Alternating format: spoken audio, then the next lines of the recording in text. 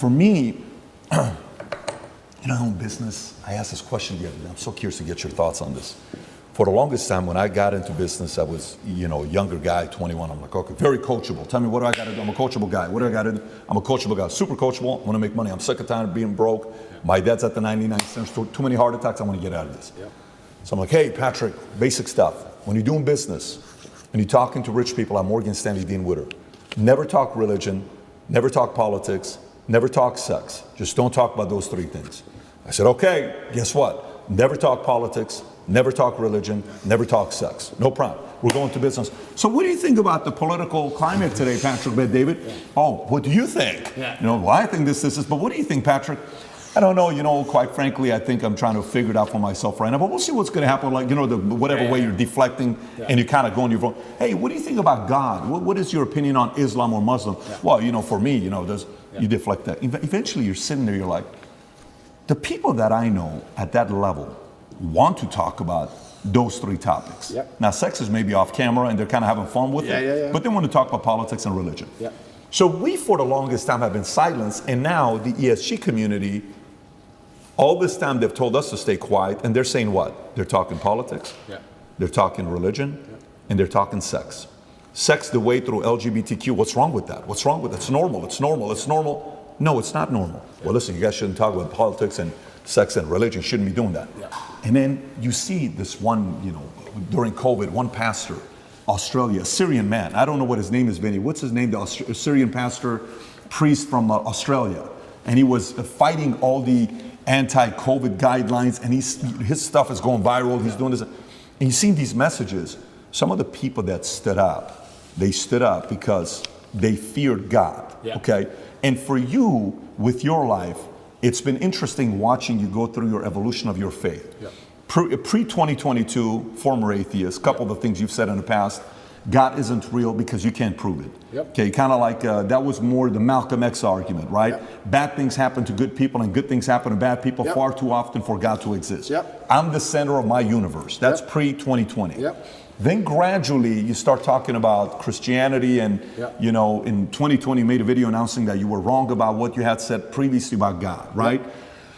Now you start saying people are who are atheists are angry, bad energy people, and I don't want to be on that team anymore. And even if God is not real, the world is a better place if people do believe in God. I know God is real because there's so much evil in the world that there has to be an equal and opposite force. The devil can't exist if God does not. And if you look at the world today, it is very obvious that the devil does not exist. And I'll go to the last one here with Muslim.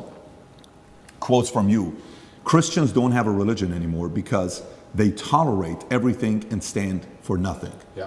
And by the way, I actually agree with you, the fact that they're tolerating way too much. Islam is the last religion on the planet. God is something to be feared, respected, and to prove yourself to, which means you got to earn his right. It's hey, I want to earn your right, your respect, right? How did you go, if you don't mind talking about your own evolution? Because us as men, if you knew me at 25 years old, you probably would have liked to party with me. I was a selfish guy. I was a guy you would have thought I was, right?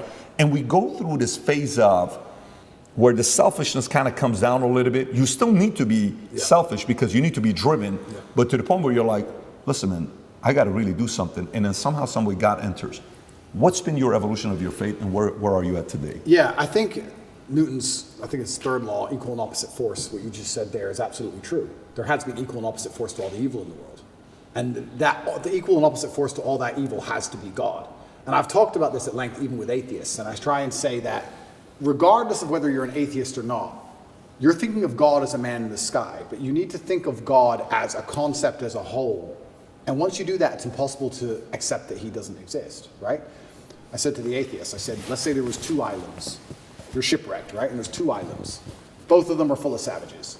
On one island, you and your friend are shipwrecked. On one island, your friend goes and he crashes and they kill him and they eat him.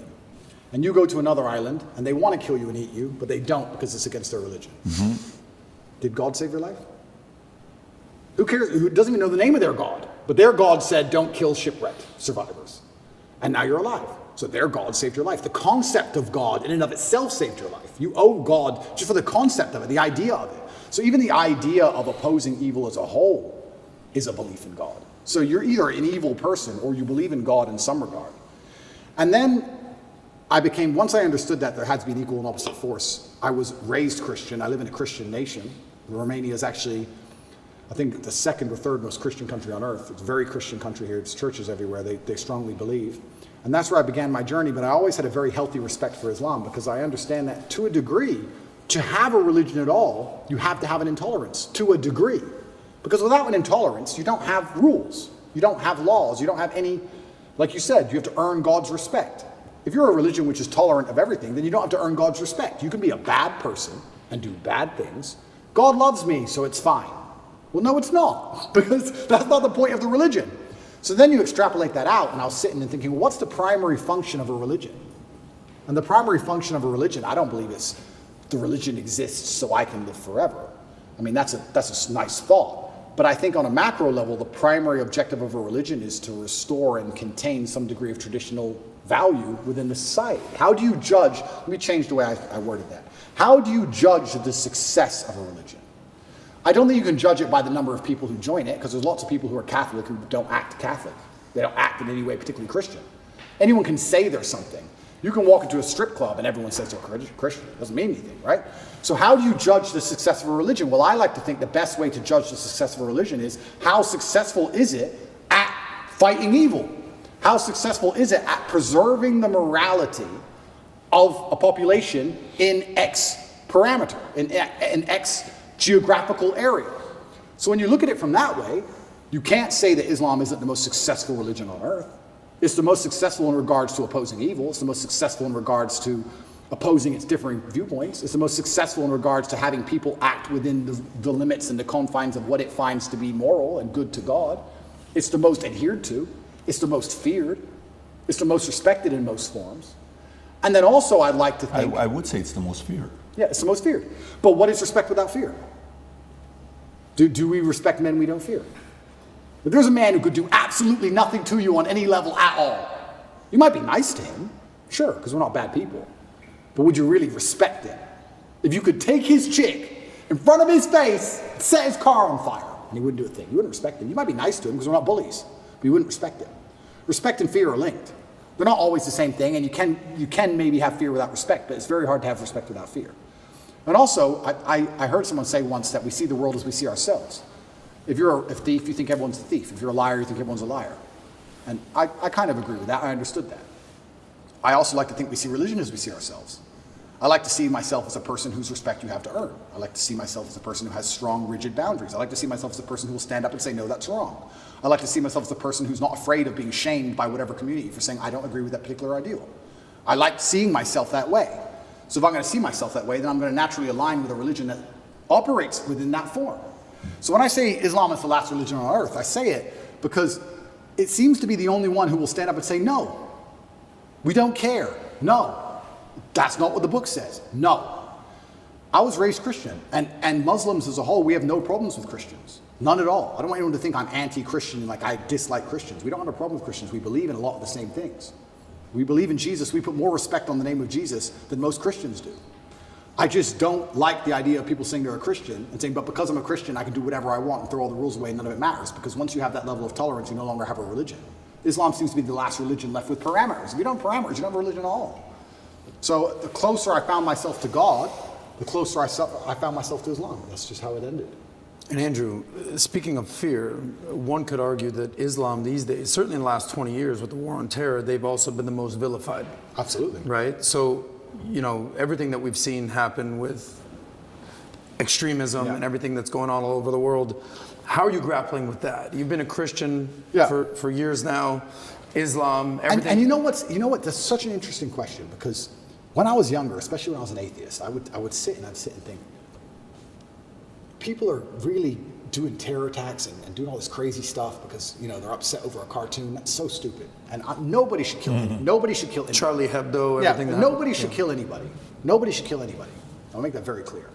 But also part of me is now saying, why would you want to insult the prophet for billions of people? Why would you want to do that? I'm not saying I don't even want to make the argument against free speech. I'm not even saying you couldn't be allowed to. This is a sensitive subject. I'm just saying, what kind of person wakes up and thinks, I want to do that? I don't know. I just don't think that's a healthy mindset. Like when I see these Satanists, and they're, especially in America, and they're doing, let's keep it on Christianity, these Satanists, and they're dressing up Jesus as gay and all this stuff, like, that's not done in any kind of good faith. There's no good reason to do that. That's done with genuinely malicious intention. And what kind of people want to do that? And then the answer by extension is, I thought America was a Christian country. So how can you have a Christian country where the prophets of the religion are mocked to the highest possible levels within the confines of the country, and it's promoted? Is that a Christian country? Doesn't seem like a Christian country to me. I don't think the same thing would happen with Islam in Saudi Arabia. I can't imagine that happening. So how can you say we're a Christian country, but everyone's mocking our God on the streets? Ha ha ha. It's on Netflix. Ha ha ha.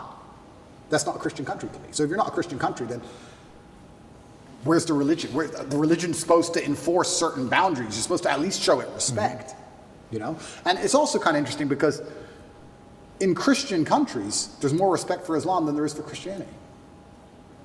In a Christian country, name one. They still don't do it with the Islamic Prophet. Why do you think that is? It's too much smoke. It's just not worth the heat. Because people believe. And I'm not advocating for violence on any level. I'm saying that even these degenerates who are trying to destroy people's belief in God, like we've discussed earlier, because they don't want you to have any baseline morality. If you believe in God, there are commandments, yes and no. That baseline morality prevents you being an absolute slave. So they're trying to destroy it. But even those degenerates who are trying to mock and disgrace God, understand there's a point where it just backfires and, ooh, this is smoke. And they don't want the smoke. And shouldn't God be feared? I'm scared of God. It's the only thing I fear. I fear God. They can put me in jail. I know I'm telling the truth. God's on my side. I fear God. So God should be feared. So once again, does anybody fear the Christian God? I haven't seen anybody scared of him in a long time. And it's kind of crazy because it's very interesting. The mass migration and all these things are leftist policies, but then also Islam is the most right-wing religion on earth. It's kind of very interesting. I grew up in England, and I grew up in Luton, which is a town which is mainly Muslims. It's a huge Islamic community.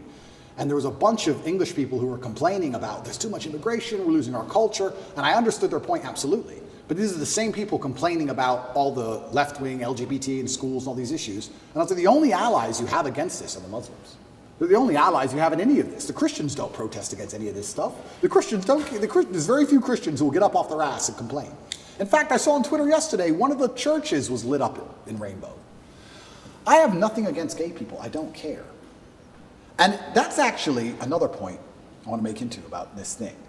I think most people don't care, and I think that bothers them. Have you ever had an argument with a girl, and she's like stropping around the house, she's huffing and puffing, and you just don't give a shit? So she has to keep upping the ante till you eventually go, what's the problem? Because she tried the low-level stuff, and you didn't care. I kind of feel like this has a remnants of that. I'm gay, cool. I want to get married. Fine. I want to wave my dick in your kid's face. Whoa, whoa, whoa, whoa, whoa. It's like, whoa, whoa, whoa, whoa. I feel like they tried to annoy us, and we're like, we don't give a shit. Do whatever you want. Be a person. We don't care. What a point. And now they're like, okay, well, we have to get to a limit where they have to react. Yeah. We want attention now. We want them to care about What's this. the right move on that? Well, that's the point. You know, it's difficult because there comes a point where you simply have to address it, and now you have to oppose it. And this is sorry to interrupt you, but this is why they're so careful and so clever with what they do. They package it all together. LGBTQ. I would argue. I don't know what Q is. Firstly, sorry, I don't know what Q is. Questioning. Q. All right. I would argue that G and T are very different things. Beyond. A gay man and someone who's chopped the dick off are very different things. Completely. So they package it all together. So now, because the spectrum of your enemy is so large, you have people who are fully this way. Mm-hmm. You have people who we accept and are normal in society. We have no problem with gay people. And they put it all together. You're an enemy of all these people. And they complicate the argument and they mix it all together. And now you're a bigot. And really, you just want your kids to be left alone. Really, you just want to leave the children alone. Of course. All you want to do is leave your kids alone. And then it's like, okay, I'm now raising children. I have more children than most people would believe. How do I protect my children from this insanity? God. Which God can protect my children? Allah, Islam. I'll move them to Dubai or Saudi Arabia, and none of this will happen. Can I trust a Christian nation? Some of them. Romania is a Christian nation, and to a large degree, they oppose quite a lot of this stuff. But they're also NATO, and they're also EU, and they also rely on bailouts and grants and money. And on a long enough time frame, even in the 7 years I've lived here, I have watched certain attitudes change because money buys influence and power. So Andrew, not to cut you off, how much of you converting from Christianity to Islam is actually the belief in God versus the societal pressures that are facing children? Because it seems like it's a little bit of both. For you to believe in God, you have to respect him. How can I believe and put my life in the hands of someone I don't respect? And I'm going to respect a God which is feared. Yeah, but it's a vertical relationship, right? It's not a horizontal. If you base it horizontally, they're going to disappoint you. If you think about, if you're going to believe, let's go believe Prophet Muhammad, his teaching, and let's go believe the Bible, NIV, and Jesus, Father, for God so loved the world that he gave his, you gave your son for me. Let's say that's true. And you're doing it based on faith. Who would do such a thing for me? What a level of sacrifice for you to do that. Who am I for you to be so worried about me? If you look at it from that angle, it's not necessarily coming from a place of fear. It's coming from a place of grace. It's coming from a place of love. It's coming from a place of, absolutely, a different feel. Because I do believe the part that upsets me is the fear aspect, that they're allowing others to mock your God, to mock Jesus, to mock whatever religion it is you're a part of, and you're kind of like, oh, they're just funny, man. No, it's not funny. You just crossed the line. Like JC has that one line where he says, don't tell me why what the guy said about me. Tell me why he was so comfortable saying it to you. 100%. Tell me why he said comfortable to you. So I think that's the part about faith. I understand when you're saying the fear and the respect side. So that's the part where fear is needed. I totally agree. But the part where you were making a point about LGBTQ, you're like, I don't even know what Q stands for, it's questioning. And then you're like, well, gay, okay, cool. Trans, listen, man, spectrum. And he said if we were to say which religion's the far right, it's going to be Muslim. Totally get it. They're on the far right. Christian today is kind of going center left today. Like they're kind of being soft right now. Okay. So if I want to raise my kids, I'm going to take my kids to Dubai, and I'm going to take my kids to Saudi Arabia. Why? Because I'm defending against some of these immoral philosophies that they have. I don't want to go there. I actually understand that argument. Yeah, and I truly, and I want to make one more point, I do believe there is one God, and I believe there's many different paths to God. And I am not a religious scholar, and I'm not an expert on Islam. I'm doing my best, and I'm reading the Quran as often as I can. And it does say that Christians on the day of reckoning will see how close they were to the truth. And we are allies. We are not enemies in any regard, Christians and Muslims. And I do believe that the idea of Christians and Muslims shaking hands and saying, let's put an end to a lot of this garbage would be fantastic. I'm not anti-Christian in any regard. I just found myself, as I became more and more religious, seeking and looking for a faith which not only I could be proud of, but a faith which was guiding in regards to, I don't know what a Christian would answer to certain questions nowadays. What does a Christian answer to, I'm a transsexual and I want to show your kids my genitals? What's a Christian? Well, a Christian's supposed to say no, do they? I know what my Muslim friends would say. I don't know. If you're a Christian, I don't know how you're supposed to act. I don't know what you're supposed to adopt. I don't get it anymore. The true believer says the true no. believer. The true believer. Yeah. But how many are true believers? I don't know. I see all over Twitter, all these churches are losing their minds. It seems very complicated. Islam seems very, very simple. You know what's right, you know